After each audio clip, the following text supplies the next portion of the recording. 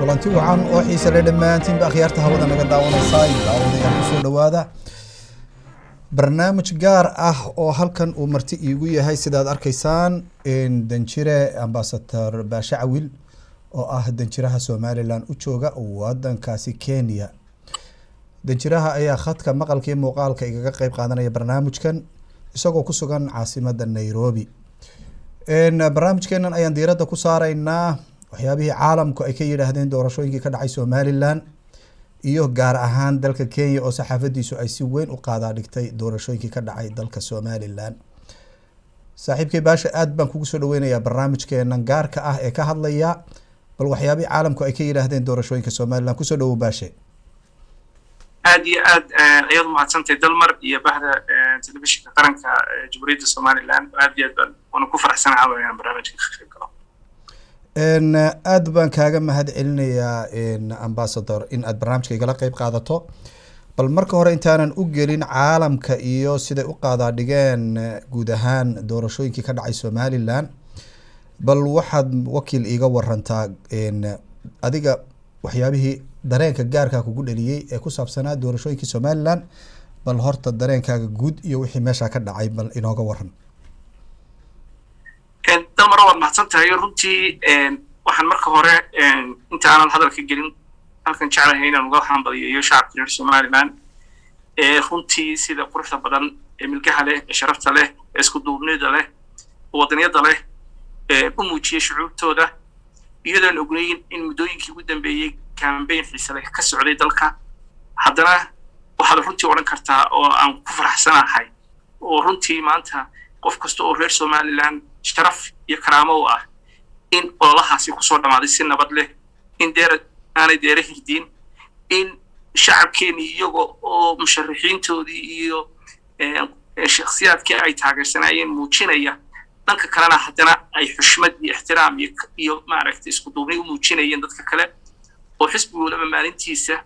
aanu xisbiga kale faragelinayna maalintiisa uu soo bandhigayay. waxyaabahaasi runtii waxaad odhan kartaa waxay muujinayaan bisaylka siyaasadeed, isku duubnida iyo wadajirka shacabka reer Somaliland. aad odhan karto runtii caalamka guud ahaan gaar ahaan wadamada iyagu isu tiriya inay maaragtay dimuqraadiyadda ku horumareen aad odhan karto way yar yihiin xitaa kuwa wax tusa sida ay u dhacday doorashadeenu. waxa aan runtii halkan jeclahay inaan fursaddan uga hambalyeeyo komishinka doorashooyinka qaranka iyadoo weli oo iyagana iminka sida habsamada u socoto ciidanka hadday noqoto bilayska militariga ciidamada dhammaantood oo iyaguna ka qayb galay xisbiyada saddexda xisbi qaran oo iyaguna runtii muujiyay bisayl iyo si gaara madaxweynaha Jamhuuriyadda Somaliland iyo xukuumadda Somaliland runtii oo suurto gelisay doorashooyinkan oo runtii aad odhan karto waa doorashadii ugu horreysay ee Jamhuuriyadda Somaliland taariikhdeeda intaynu hayno ee 80% wixii ku baxayay iyo maamulkeedii iyo hawsheedii xukuumaddu u bixisay. taa runtii horumar badan kartaa. haddaan usoo noqdo su-aashaada dalmarow, waxyaabaha runtii aniga shakhsi ahaan anigu Kenya joogaan, Nairobi aan joogaan, dalka waxaan ka daawanayaa runtii TV-yada sawirada iyo sida u dhaceen waxyaabaha runtii aad la yaabayso ama runtii dareenkayga kiciyo waxaa ka mid ah inaad arkayso qof sawirada lasoo qaatay oo nin dad ka mid ah dadkii ilaalinayay ama observerskii inoo yimid dibadda uu ka report gareeyay oo social media soo dhigay in qof xanuunsanayay oo nin aad u xanuunsanayo nin oday ahaa oo nin kala jiidayo gacanta hayo oo xitaa falabadii gacantu bahashii kaga xidhnayd oo u soo baxay sidii uu codayn lahaa. qofkaasi muwaadinka ah ee xanuunsanayay nabarku hayay ee haddana gudanaya waajibaadkiisii daruuriga ahaa ee maaragtay asa muwaadin inuu codkiisa ku codeeyo oo qofka uu doonayo ama shakhsiyaadka uu doonayo ku codeeyo si xor ah. waa sawir runtii aad uga yaabiyey caalamka oo dhan oo aanad runtii ku arkin dunida kale. waxaan arkayay qof hooyo oo hoog maaragtay aad u weyn oo da' ahayd oo boqolka ku dhoweyd oo la daadihinayo oo iyaduna u soo baxday sidoo codin lahayd. waxaasoo dhan runtii waxayna barayaan runtii dimuqraadiyadda iyo sida shacabkeena iyo dadkeenu ay u bislaadeen. taasoo odhan karto Afrika iska daa iyo dunida wadamo ay ka jirto runtii way yar yihiin. marka waxyaabaha runtii aniga sawirka ama dareenka igu reebay guud waxaad odhan kartaa runtii waxay ahayd dareenkii muwaadinimo, kii dadnimo, kii shacabkeenu maalintii dhaweyd muujiyey kaasoo runtii noqon doonta taariikh mugle oo Somaliland u hadha. aad baan kaaga mahad celinayaa ambassadore. haddaba daawadayaashada qiimaha iyo qaayaha leh ambassador Baashe waxa uu jooga wadanka Kenya, waana wakiilka Somaliland u jooga wadankaas. haddaba wadanka Kenya ayaa waxaa jooga diblomaasiyiin caalamiya xarunta safaaradda Somaliland hambaliyada iyo congratulations kusoo dhacay aad buu u badnaa. waxaan jecelahay bal haddaba in aan ambassadorka aan su'aal ku saabsan weydiiyo doorashadan ka dhacday Somaliland beesha caalamku sidee bay u aragtaa danjire? dalmarow Somaliland dimuqraadiyaddu kuma cusbo runtii baad oran kartaa oo tirada doorashooyinkan waa doorashadii 7aad laga qabto dalka marka lagu daro doorashooyinkii doorashadii ugu horeysay tii aftida iyo doorashooyinkii ka kala dambeeyay ama hadda noqdaan kuwii madaxweynaha ama kuwii deegaanka iyo tan maanta isku sidkan ee baarlamaanka iyo deegaanka. marka aad eegto caalamka iyo dunidu sida inoo eegayso waxaad runtii dareenkoodu yahay mid ay runtii ku qiimeynayaan ama Somaliland ay ku qiimeeyaan mustawa aad u sareeya oo aan ahayn mustawayaasha matalan caalamka wadamo badan Afrikaan marka doorashooyinka ku dhacaya lagu eego runtii Somaliland waxay u arkaan dal ay ka hirgashay dimuqraadiyad hana qaaday oo shacabku iyo dadkuba si xor ah xalaal ah u codeeyaan sharaxiinta doonayaan codeeyaan. waxaan hore u ogay doorashooyin mucaaradku baarlamaanka qabsaday oo ahayd 2005kii waxaan ogeen doorasho madaxweynihii ka mucaaradka ahaa uu kaga guuleystay madaxweynihii markaa dalka joogay. waxyaabahaas oo dhan runtii waxay ahayd waxyaabo dareen ku reebay dadka maaragtay dunida ee xiiseeya siyaasadda Somaliland, waana waxyaabo had iyo jeer lagu halbeegsado ama lagu qiimeeyo jamhuuriyadda Somaliland marka laga sheekaynayo dimuqraadiyadda ama la sifeynayo ama la qiimeynayo iyadoo la barbar dhigo wadamo badan oo runtii aad oran karto kuwa horumaraya haddana dhibaato xagga kaga jirto. markaad eegto xaggan inka doorashadan dhacday iyo sida dad caalamku u arkaysay runtii aad bay soo dhaweeyeen. way jirtay doorashooyinka matalan baarlamaanka muddo dib looga dhacay oo in badan ahaa arrin inagu soo noqonayay. taa laftirkeeda maanta doorashada qabsatay ee baxadda intaa leeg golaha deegaanka iyo baarlamaanka cidina inaga caawin cidina maaragtay inoo soo gurman inagu isu gurmanay inagu isku tashanay inagu qabsanay runtii dunidu aad bay soo dhaweysay. wadamada deeqayaasha inala shaqeeya wadamada kale Afrikaanka ah iyaguna aan kulano dhammaantood waxay ku oranayaan waa mid ay tahay inaan wax ka barano runtii. marka dareenka guud ee caalamku marka ay noqoto iyo fariimaha imanaya waxa weeyaan mid hambaliyeed mid ay reer Somaliland mar kale ugu hambalyeynayaan sida wanaagsan maaragtay isku duubnida leh ay u soo bandhigeen dimuqraadiyadoodii ay u soo bandhigeen codeyntoodii farxaddu ku jirtay. marka guud ahaan runtii waxaad oran kartaa mid Somaliland runtii cusub u noqon doona marka laga hadlayo qadiyadda Somaliland ayuu noqon doontaa doorashada. mudane Baashe marka laga reebo congratulationka iyo marxabaysiinta iyo doorasho qurux badan baad qabsateen. Somaliland waxa ay ka doonaysaa caalamka ama ay xaq ugu leedahay in ay madax banaanideedii iyo 26 June 1960 xornimada ay qaadatay dibna ay ula soo noqotay aqoonsi buuxa ay uga hesho caalamka. doorashadani sidaad aragto runtii Somaliland umay qaban in ay aqoonsi ay ku raadsanayso balse inay nidaamkeedii dimuqraadiyadda iyo horumarkeedii iyo barwaaqadeedii iyo dawladnimadeedii ay hore u sii qaado ay horta ujeedada ugu weyn ay ahayd. dhinacii ictiraafka maxay arrinkani uu ka tarayaa doorashooyinkan dhacay? dalmarow waxaad oran kartaa runtii doorashadani saa sheegtay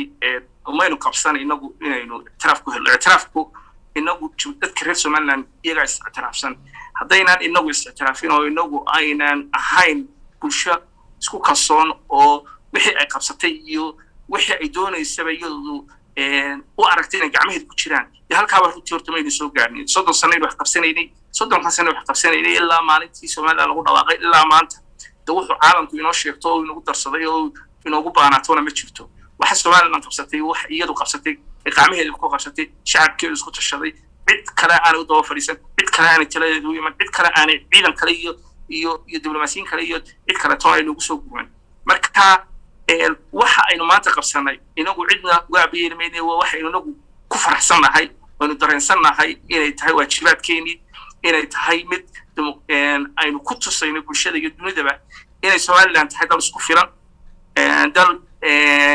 ka arrimin kara hadday noqoto arrimihiisa doorashooyinka hadday noqoto arrimihiisa nabadgelyada hadday noqoto arrimihiisa kale baahihiisa kale oon cid kale u daba fadhiisanayn laakiin taa macnaheedu ma aha dee ma doonayno inaynu dunida ka mid noqono waynu doonaynaa inaynu dunida ka mid noqono waxaynu doonaynaa inaynu dunida markii ay noqoto arrimaha nabadgelyada markay noqoto arrimaha kale ee laga wada shaqeeyo ama barnaamijta ha noqoto ama ganacsi ha noqoto ama dhaqan dhaqaale ha noqoto arrimahan kale wada shaqeynta ee dunida ka mid baynu nahay taa waxaynu ku khasbanay inaynu dunida ka mid noqono hase yeeshee kulley ictiraaf la'aantu dee waxay keenaysay oo caqabadaheeda keenaysay waxaan qabaa doorashadan maanta dhacday iyo sida wanaagsan u dhacday inay mar kale xujo ku tahay bulshada caalamka oo ka dhalinaysa indhiha qadiyadda Somaliland in badanna horumarka ama wanaagga ay Somaliland gaadhay ahaa mid aan weli ay oran karto waanay wada in kastoo ay markasta amaanaan maanta se waxa ay mar kale Somaliland dunida xasuusisay inay tahay mid jirta inay tahay mid joogta inay tahay mid jiri doonta in aanay Somaliland dib ugu noqonayn wixii la isku oran jiray Soomaaliya oo taasi aanay ahayn options ama arrin Somaliland ay marnaba tahay inay ka hadlayso ay tahay Somaliland wadan dhaqaaqay wadan maanta 30 sano banaan wadan dadkiisa isku tashaday maantana raggeeda dhashay waqtiyada koob iyo sagaashankii ama iyagoo yaryar ahayd markii lagu dhawaaqay ay yihiin kuwa talinaya xildhibaanada ku jiraan waana dareenka iyo sawirka ay maanta Somaliland u bixisay caalamka mudane baashi ambassador waxaa jirta hadda waxaad ogtahay Somaliland doorashooyin ay ka farxalatay iyadoo imika noloshii caadiga ahayd dadkoo dhan ay ku wada noqonayaan xildhibaanadina ay shaqadooda si toos ah ay u geli doonaan golaha deegaanka iyo baarlamaanka cidii soo baxday mudane haddaba waxa aad ogtahay dalka aynu dariskana Soomaaliya isagana in doorasho ay ka socoto wada hadallo ayaa Somaliland iyo Soomaaliya u socday xagga waxaad moodaa in aanay dawladihii ka dhashay aanay lagu adag ku taagnayn halkana dawlado dimuqraadi ah oo aad u xoog weyn Somaliland ay ka dhalanayso mar walba maxay saameyn ku yeelanaysaa doorashadan ka dhacday Somaliland dal dimuqraadi iyo dal aan dimuqraadi ahayn sideeba loo wada hadalsiinaya bal arrinka ay fahansiin horta dal warwa su'aal fiican horta inaga doorasho inoo dhacday insha Allah guushu iyo guuldaradabana musharaxiintii sharaxay labadaba way taagnaayeen mar walba marka aad soo sharaxayso inaad guulaysato inaad guuldaraysato labadaba waa ku tashanaysaa ciidan baan kuraasta ku farsan lahay inta ka badan 900 ee musharax ee tartamayay horta 240 wax ka yar baa noqon doona xildhibaanada deegaanka iyo kuwa baarlamaanka inta kalena nasiibkooda kuma calfin marka horta taa waxaan jeclahay kulley musharaxiintii guuldaraystay inaanay sorwaa guuldaraysateen maanta runtii Somaliland oo dhan guulaysatay waxa guulaystay dal ahaan shacab ahaan iyo dad ahaan oo guulaysanay dalkana dad badan oo maanta aan joogin ayaa dhiigoodii iyo naftoodii iyo maalkoodii waa u wada huray inta aan maanta inaga maqan u dhimatay qadiyadda Somaliland iyo sidii ay cagaha isku taagi lahayd maanta waxaa runtii farxad u ah oo ay ku farxayaan in Somaliland isku duuban Somaliland mira laakiin bislaatay oo gol inay isdaliisho inay wax isu sheegto inay markay tartamayso tartan walaaltinimo oo aan xaraf lahayn tartanto inay Somaliland tahay ta ay maanta shacabkeenu qof walbana tahay inuu mas'uuliyad iska saaraa oo ogaadana waa taa mid guulaystay iyo mid aan guulaysanba mid baynu nahay Somaliland baa guulaysatay intii guulaysatayna waynu u hambalyeeynaa waxaan u rajaynaynaa xilka iyo mas'uuliyadda la saaray aanay sahashan inay u arkaan mas'uuliyad qaran oo maanta shacabkoodii mar kale ku tijaabinayo iyagana xujo ku ah inay mas'uuliyadooda ka soo baxaan intii aan guulaysanina waa la tartamaa sharaxiin hore oo inoo geeyno madaxweynayaal tartamayo guuldaraysto imanka weli markii dambena guulaystay qaar baa weli ordaya marka siyaasaddu ma aha maalinta ugu horeysa ayaad ku sheeraysaa taana musharaxiinta runtii aan nasiibkooda ku sameyn waxaan jeclahay in fursado dambe usoo bixi doonaan oo fursadooda qaadan doonaan in doorkoodii ay ka qaadanayeen muwaadininnimada ee Jamhuuriyadda Somaliland iyo geedi socodkoodii ay sii wadi doonaan iyo dadaaladoodii in maanta halkan ay gashadeen dimuqraadiyaddu yahay aan waxba kaga duwanaan laakiin qoriga iyo dadkii xoreeyay iyaguba taariikhda geli doonaan marka hataa aan jeclahay horta shacabkeenana inay saa ogsoonaadaan marka aad sheegayso dimuqraadiyadda iyo mudane baashe waxaan rajeynayaa dadweynaha inu ka qayb gelinaynaa maadaama aan u ballan qaadnay barnaamijka inuu si toosa usoo baxaya assalaamu calaykum وعليكم السلام ورحمة الله وبركاته magacaagii walaal goobtaad ku sugan tahay magacayga Yurub Qaalida leeyahay London ma ka soo hadlaya yurub aad baan kusoo dhaweynaynaa ambassador baasha khadka iigu jira skype-ka ama zoom-ka maxaa su-aaleed weydiinaysaa ama aad kaga qayb qaadanaysaa barnaamijkeenan oo aynu diiradda ku saarayno doorashooyinkii quruxda badnaa ee ka dhacay qaranka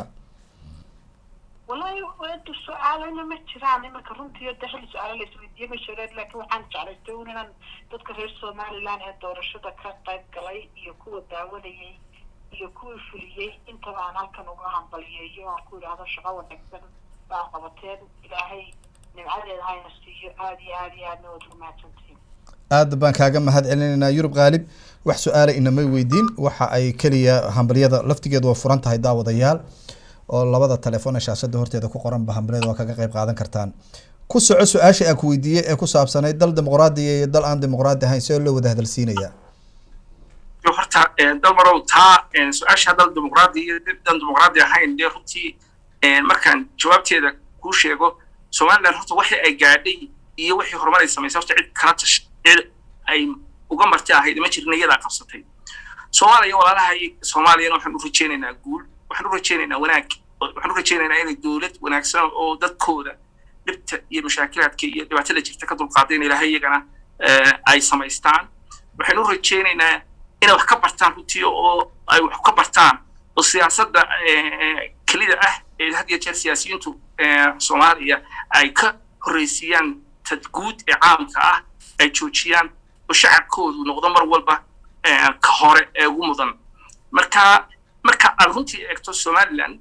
dimuqraadiyadeeda marka Soomaaliya aan la barbar dhigin geeska Afrika iyo Afrikaba runtii loo dhigo way yar tahay oo waxaad faraq ku tiris weeyaan runtii inta wadaneed oran karto dimuqraadiyadda Somaliland ka hana qaaday marka si dal heerka gaaray oo wax qabsaday oo isagu wixii sii wata iyo dal dee Soomaaliya oo iyaguna aan jecel wanaag la jecel lahayn laakiin wali hawlo fara badan oo harsi yihiin dee la isku keenaa way adag tahay marka anagu waxaan kullay horena dee xukuumadda Somaliland markay caalamka tagtay cid walba tagta u sheegaysa waxa weeyaan Soomaaliya wixii laga qabanayo iyo wixii lagu hagaajinayaba Somaliland waxay kala mid tahay caalamka diyaarna u tahay inay qaybteeda ka qaadato laakiin marka ay noqoto wax wada lahaanshaha iyo isku darsi iyo dawladnimo arrinkaasi ma aha mid imika furan mid furmi doonana ma aha 100 sano hadday gaadhina mid ay Somaliland diyaar u tahay ma aha Somaliland waa dad tashaday dadkoodii baa tashaday go'aan gaaray aftibay sameeyeen way codeeyeen maantana waxa ay 30 sano dabadeed ay maalayaan ay harsanayaan waxa weeye midhihii ay waqtiga aasteen meel ay ku noqonayaan dabo iyo cid lambe oo marti uga noqonayaan ma jirto runtii waa su'aal muhiim ah in waxa aan jeclaan lahaa mudane baasha bal in aad inoo sharaxdo wada hadalladan yaa dabada ka wada ya interestka illa waxaan maqalnaa Somaliland wada hadalladoodii baa furmay iyo Soomaaliya arrinkan yaa dabada ka riixaya wada hadallada dee runtii damar waxaad oran kartaa mushkiladeeda horta jirta iminka dee dooraba jirta waxa weeyaan dee Somaliland saan sheegayno 30 sano wax qabsatay waxbay samaysatay dhanka kalena Soomaaliya wali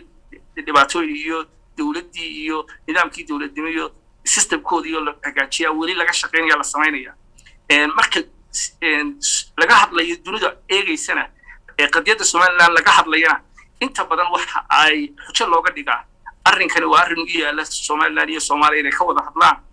maadaama wadamo badan oo matalan Belgium ku jiray oo markii dambana iyagu is ogolaaday kamid ahayd Ethiopia iyo Eritrea Sudan iyo South Sudan ay jireen in qeylka ay dunidu isticmaashay tirahdo imikana qadiyadiina hadda ay Somaliland ictiraafayo waa in wada hadalkii Somaliland iyo Soomaaliya dhacaa halka lagu wada hadlaa laakiin runtii waxaad oran kartaa dee arrinkaasi arrin soconaya ma aha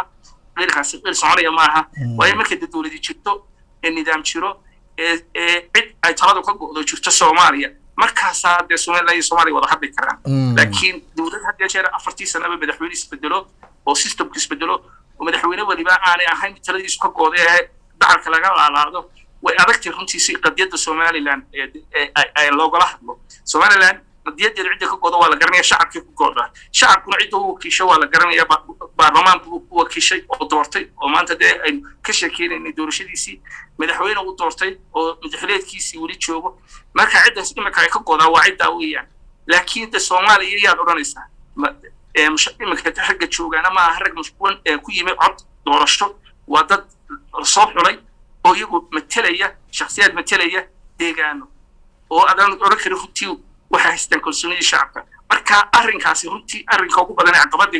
waxa weeyaan ilaa ay horta dawladda Soomaaliya ka hana qaato oo nidaam dawladeed oran karto dawlad ku sheegi karta ay sameysmo way adagtay Somaliland inay tiraahdo Somaliland wada hadlayna Soomaaliya wada hadlayna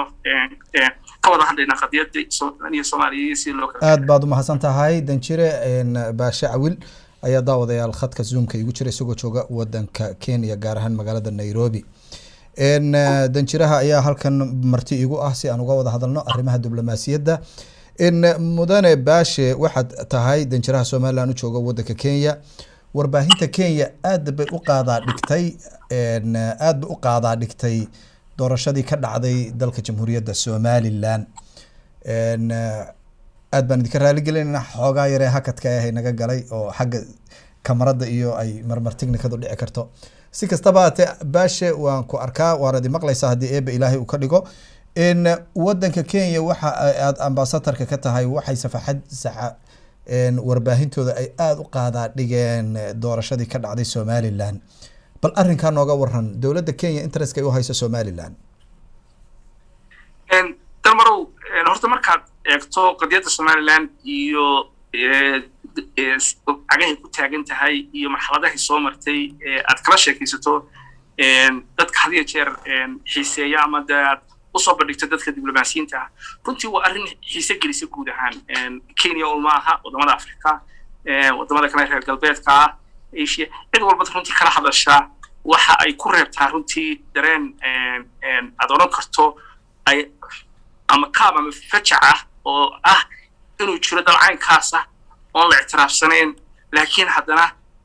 jira oo nool oo shaqaysanaya oo qabsanaya oo horumar samaysanaya oo bulshadiisii maaragtay haddii noqoto adeegyo caafimaad mid waxbarasho nabadgelyo wax walba uga shaqaynaya marka aad runtii qadiyadda Somaliland guud ahaan ka hadlayso qof kasta iyo wadan kasta oo kala hadashaa runtii wuu xiiseeyaa hase yeeshee imika runtii waxaad oran kartaa saad sheegtay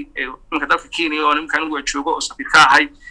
muddooyinkii ugu dambeysay xiriirka Somaliland ee Kenya soo wacnaanayay waynu ka warqabnaa oo madaxweynaha Jamhuuriyadda Somaliland ayaa Musabbix ku yimi safar martiqaada dalka Kenya magaalada Nairobi bishii December 14keedii martiqaadkaasi oo ahaa martiqaad rasmi ah oo ka helay madaxweynaha Uhuru Kenyatta dhowr cisho joogay communique-gii iyo murtiyadkii ka soo baxayna weyn loo wada soconaa marka aad eegto runtii safarkaas oo qura iyo waxyaabihii ka soo baxay waxaad oran kartaa runtii waxay ahayd markii ugu horeysay taariikhda Somaliland ee madaxweyne intuu tago wadan booqdo si official ah markii dambana ka soo baxaan heshiis ama safar labadii taasi runtii talabo hore loo qaaday bay ahayd oo guul ah oo runtii ku amaanayay madaxweynaha Jamhuuriyadda Somaliland oo oran karto Kenya ma oran kartid ee wadamo badan oo Afrikaan ah runtii dadaal ka sameeyay xidhiidh ka sameeyay sida imka la soconay imka doorashooyinkii iyo goobjoogayaasha yimid oo madax badan oo Afrikaan yimaadeen iyo dad badan oo ku jireen madaxweynayaal hore dad wasiir hore ahaan jiray waxa soo dhan runtii waxa oran kartaa waxay kor u qaadeen ama muujiyeen qadiyadda Somaliland oo gaarsiiyeen meelo aan hore u gaarin marka u soo noqoto dalka Kenya waxa imka ka timid saxaafad labadii TV ee ugu waaweynaa oo Afrika oo dhan East Africa marka laga hadlayo wadamo badan laga dhageysto labada TV oo KTN iyo Citizen TV waxay habeen walba soo gudbinayeen iyo maalintiiba barnaamijyadii ama ololihii doorashada ha noqoto ama markii dambe la codeynaya ha noqoto runtii waxaad oran kartaa waxay ku rabtay fajac iyo ama kaag ma oran karto dadka Kenyaanka halkan jooga oo markii hore fahamkooda ama aragtidooda Somaliland iyo Soomaaliya iyo guud ahaan mandaqadaba aan aad u fahansanayn ay barteen imika Somaliland waxay tahay historygeedii waxay achieve garaysay iyo inay sidii ku duwan tahay marka laga hadlayo Soomaaliya siyaasadda runtii Kenya waxaad oran kartaa isbeddel baa ku yimid isbeddelkaas oo ah mid Kenya ay u aragto danaheeda iyo maslaxadeeda iyo inay ku jirto inay xiriir dhow la samayso Somaliland waana sababta TV-yadan u soo dirtay waxaynu hore u ogeyn xildhibaano Somaliland Kenyan ahaa oo dalkii tegay oo ka qayb geli jiray inaugurationskii iyo dabaaldegii 18 May waxaa imika jooga runtii oo xusaya xildhibaano iyaguna muddadoodu dhammaaday reer Somaliland oo ku yimid martiqaad oo iyaguna 4 cisho ugu dambeysay joogay oo iyaguna invitation ku casumay xildhibaanadan Kenyaanka ah inay dalka yimaadaan oo baarlamaanka cusub la kulmaan waxyaabahaas oo dhan runtii waxay ay tuseen Kenyaanka ama dowladda Kenya inay Somaliland tahay nidaam jira oo isbedela oo dowladdu isbedelaan oo baarlamaanku isbedelo laakiin qadiyadda iyo siyaasadda iyo aragtida Somaliland tahay mid oo si soconayso marka imika si hoose ula socdaan waddanka Kenya runtii waxaad oran kartaa waa waddan u muhiima markaynu ka hadlayno qadiyadeena maadaama geeska Afrika haddii laga hadlayo xarunta UN iyo haddii laga hadlayo safaaradaha iyo wixii la isku oran jiray Soomaaliya iyo u aha safiiro waa halka ay joogaan marka laga hadlayo qadiyadda Somaliland iyo doodeeda iyo hawsheedana waa meesha ugu muhiimsan ay ahayd in qadiyadeena soo bandhigno marka si kastaba markaad usoo dhigto runtii isbeddel weyn iyo aragti aad oran karto ballaaran ayay imika oo saameynteedii leh ayay ku samaysay Kenya oo Kenya oo kaliya kusoo koobi kari maayo imika ku samaysay also wadamadii kale iyaguna reer galbeedka ahaa iyo kuwii kale diblomaasiyiinta ahaa iyaguna joogay iyo wadamadii kale jaarka ahaaba waana mid si ilgaara imika aad oran karto way ku eegayaan Somaliland iyo qadiyadeedii iyo meedkeeda insha Allah mustaqbalka dhowna aynu rajayn doono in isbeddel weyn oo dal iyo dadba aynu ku faraxno aynu horseedo insha Allah aad baan kaaga mahad celinayaa su-aasha ugu dambeysay ku weydiinayaa Danjire waxa ay tahay doorashooyinkii dhawaan ka dhacay Somaliland sidaad ka warqabto waa doorashooyin shacabkooda ay mudan yihiin ammaanteeda iyo qarannimadeeda balse dowladda Somaliland waxay ku guuleysatay in ay sanadkan ay ku guuleysatay 80% ilaa 90 waliba qarashaadkii dambe markii doorashadu dhacaysay soo baxayna xataa aan ilaa hadda la ogeyn si kastaba te dowladda Somaliland iyo qarankuba way si weyn uga qayb qaateen laakiin saameyn noocee bay arrinkani ku yeelanaya mustaqbalka Somaliland in dowladda Somaliland 80% ay ku guuleysatay inay doorashadan jeebkeeda ka bixiso wallahi wuxuu noqonayaa isbeddel saameyntiisu yeelanaya dal marow saameyntiisu yeelanaya dhinac wuxuu noqon doonaa culays kale oo inagu soo kordho oo mar walba imika oo aynu wax wanaagsan iyo horumar ballaaran sameynaba indhahii caalamka iyo wixii lagu eegayay qiimeynteedina oo sii kordhaysaa taa macnaheedu waxa weeyaan markaa doorashooyinka dambe dhacaya dhici doonana waxay noqon doonaan mid xukuumadaha markaa jira ee dambe marka iyadana laga fili doono markaad se eegto runtii doorashadan iyo siday u dhacday iyo doorkii ay xukuumaddu ka qaadatay ahaa inay ballan qaaday inay kharashkii bixinayso inay ballanqaadkeedii aanu noqon mid afka ah ay fulisay oo runtii guusheedu leeyahay madaxweynaha Jamhuuriyadda Somaliland waxaad runtii odhan kartaa waa mid saameyn taariikhdeedii ama yeelan doona saameyntiisa yeelan doona waxaa runtii aanad odhan karin doorashada oo qura maaha lacagteeda laakiin maamulkii iyo sidii hufnayd dowladdu ay hawsha u bilowday ama u gashay haday noqoto laamaheeda kala duwan ciidanka booliiska ciidanka kale militariga hay'adaha kale iyaguna ku shaqo lahaa haday noqoto dowladda hoose iyo wasaaradda daakhiliga qaybaheedii kala duwaneed oo dhani runtii si hufnaan leh oo aan wax turxaana lahayn ayay doorashadii u fulisay dabcan de mas-uuliyaddu kuma sheekay saareen laakiin mas-uuliyadda cidda gacmaha iyo lugahaba u ahayd wax adeegaysay ee u shaqaynaysay waxay ahayd xukuumaddu marka waxay tustay inay neutral ka tahay arrinka in xisbiyadu tartameen TV-ga qaranka oo iminka damar ka mid tahay waxaanu ka daawanaynay ololihii saddexda xisbi oo isku mid loo soo gudbinayay lama lahayn dee xukuumadda xisbigeedu baa laga soo gudbinaya kuwa kale laga soo gudbin maayo musharaxiintu si siman bay u tartamayeen waxaasoo dhan runtii waa wax dowladdu ku amaanan tahay si gaarana ugu amaanan yahay madaxweynaha Jamhuuriyadda Somaliland mudane Musabixa aad baan kaaga mahad celinayaa su-aasha ugu dambeysay ku weydiinayaa Somaliland had iyo goor waxay soo mara parliamentarian iyo dowlado wada shaqeeya 90% waa lagu guuleystaa waxaynu ka yararaysanay muddo dheer nidaamkii ku-jiqsiinta ee dowladda iyo baarlamanka dhex mari jiray. ma filaysaa inuu dib inoogu soo noqonayo ku-jiqsiintii baarlaman iyo xukuumad madaxa iskaga duuban oo dee dimuqraadiyaddii si khalad uga faa'iideysta? su-aal waxaan dalmaro runtii dee dimuqraadiyaddu waxa weeyaan shay dee maaragtay dadku qof waliba si xora oo xalaala dee tahay inuu afkaartiisa iyo aragtidiisa usoo dhiibto oo dadku maskaxda iyo madaxu iskuma wada yaallo. qof waliba arag iyo afkaar buu leeyahay. baarlamaanka cusub ee iman doonaana dee afkaartooda iyo aragtidooday la soo geli doonaan deegaanada laga soo doortay. deegaanadaasi laga soo doortay dee haddii xildhibaanadu nin waliba deegaankiisii iyo baahiyihiisii iyo wixii uu doonayo inuu markaa qabtuu soo doodeedii soo bandhigaya. taa macnaheedu maaha laakiin qadiyadda somaliland iyo waxay u taagan tahay iyo dowladnimada iyo horumarkeeda ayaa iska hor imanaya. ama waxaan qabaa qofka muwaadinka ee saxa ah, mucaarad ha noqda, muxaafid ha noqdee, inay u furan tahay inuu doodiisa soo bandhigto, inay u furan tahay inuu aragtidiisa ka doodo. laakiin marka doodu dhammaato halka saxda ah la isku tago la qiimeeyo, waxa muhiima markaa in laisku raaco oo aan laakiin loo isticmaalin in fursad xukuumadda lagu curyaamiyo oo de maaragtay waxyaabihi ay soo bandhigaysa ama xeerar ha noqdaa ama aragtiyo kale ha noqotee inaanay noqon. taasi runtii ma aha mid adoon karto asxaabta mucaaradkaana waxbay taraysaa, xukuumaddana waxbay taraysaa, shacabkana waxbay taraysaa. haddii muran yimaado, haddii isqabqabsi yimaado, cidda ugu badan ay saamaynta ku yeelan doontaa waa shacabka. marka waxaan runtii rajaynayaa inay somaliland ka kobocday nidaamka ku-jiqsiinta ah, in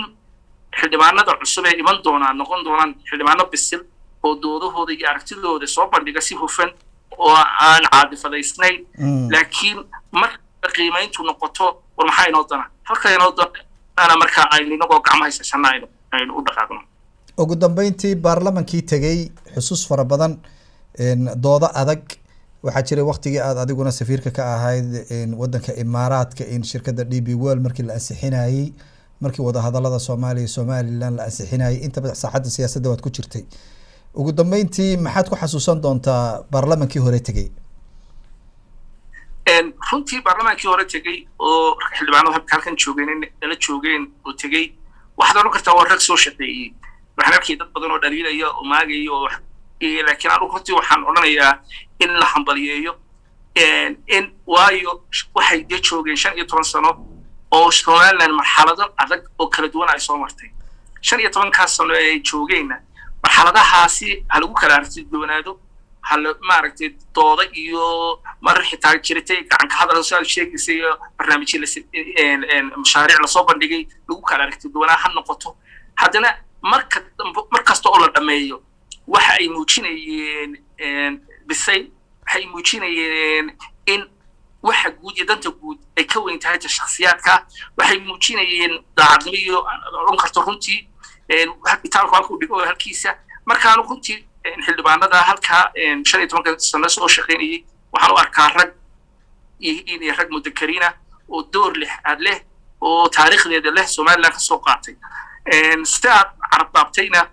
waxaa jirtay dee marar badan oo ama ha noqoto beri waqtigii doorashooyinkii 2010 ka horreysay ee la isku qabsan jiray muranku iman jiray, ama markii ka dambeysay 2010 ilaa 2017 ama hala geeyey barnaamijyo siyaasadeed loo geeyey ama aragtiya gudwadeeda fikraha lagu kala duwanaa. laakiin mar walba la qiimeynayay ama dareenka guud ahaa iyo aragtida guud ahayd war maxaa inoo dana, maxaasi doodaa iminka dad soo qaada mitala bedda arrinta dekada oo kale waa lagu kala aragtiduwanaa. dad baa markaa jiray oo arkayay inay dhib inoo keenayso, inaanay wax danay ahayn, in shakhsiyaad matalan ba ay waxay wataan tahay oo wax ay gaaro oo cid gaari lacag ku helayso oo barnaamij caankaasaa loo dhigayay dood. laakiin waxay ahayd kuwii keenayna aynan ku ceybsanayn, kuwii taageerayana aynan ku ceybsanayn, si hufan loo dooday. wixii danahay maslaxad ku jirtay qaranka ku jirayna markaa lagu soo bandhigay, markii dambe la codeeyeyna iyadoo gacmaha la ishaysto la dhaqaaqay. maantana waa inaga midhaheedii harsanayna ee dekada hadday noqoto airportka laynoo dhisay, hadday noqoto mashaariicda kale aynu hadlay. marka runtii waxaan jeclahay oo shacabkii iyo dadka reer Somaliland meel ay joogaan ba jeclahay in aynu had iyo jeer ku fiiro qaadano oo aynu waxa aynu qabsanay iyo waxyaabaha aynu soo qabsanay dadkii soo sameeyay ama ka soo shaqeeyayna aynaan maaragtay ku sagootino wanaag duco iyo maaragtay inagoo ugu hambalyeynayna doorkaa ka soo qaateen kuwa imanaya ugu duceyno in ilaahay xilka u fudaydiyo runtii oo ilaahay ku asturo xilka aad baan kaaga mahad celinayaa daawadayaal halkaa waxaa inoogu dhammaaday waraysigii koobnaa ama gaarka ahaa ee aan ka qaaday ambassador baashe ambassador su-aal ma jirtaa aad is leedahay weriyo kuma weydiin oo aad is leedahay muxuu ku weydiin waayey ood xasuusan tahay intaananu soo gabagabayn waxaan u malaynayaa dalbaro horta waan kaaga mahad celinayaa runtii adiga iyo bahda TV-ga qarankaba doorkii aad ka qaadateen arrimaha doorashooyinka iyo guud ahaan runtii doorka aad ka qaadataan markay noqoto qadiyadda Somaliland iyo doodaheeda iyo aragtiyadeeda kala duwan sida xilkasnimada leh aad u soo bandhigtaan waxaan kaloo runtii jeclahay inaan iyagana uga mahad celiyo dhammaan saxaafadda reer Somaliland guda iyo dibadba runtii oo si xilkasnimo leh oo hufan oo wanaagsan oo runtii aad oran karto ku wada amaanan yihiin u soo bandhigay sawirkii jawigii guud ee Somaliland dhammaan shacabka reer Somaliland meel ay joogaan guda iyo dibadba waxaan u jeclahay inaan ugu hambaliyeeyo doorashada qabsantay waxaan jeclahay in insha Allah mustaqbalka dhow aan fogeyna aynu arki doono Somaliland loo ictiraafay taas oo noqon doonta mid insha Allah waqtiga dhow aynu rajeynayno aad baan kaaga mahad celinaya daawada halka waxaa noogu dhammaaday waraysigii koobnaa in ka qaaday safiirka Somaliland u jooga wadanka Kenya ambassador Baashe Cawil oo khadka maqalka iyo muuqaalka igu jira isagoo ku sugan magaalada Nairobi inta aynu aragtino noocan oo kale hawada ku kulmayno sida iyo nabadgelyo wassalaamu calaykum waraxmatullaahi tacaala wabarakaatuh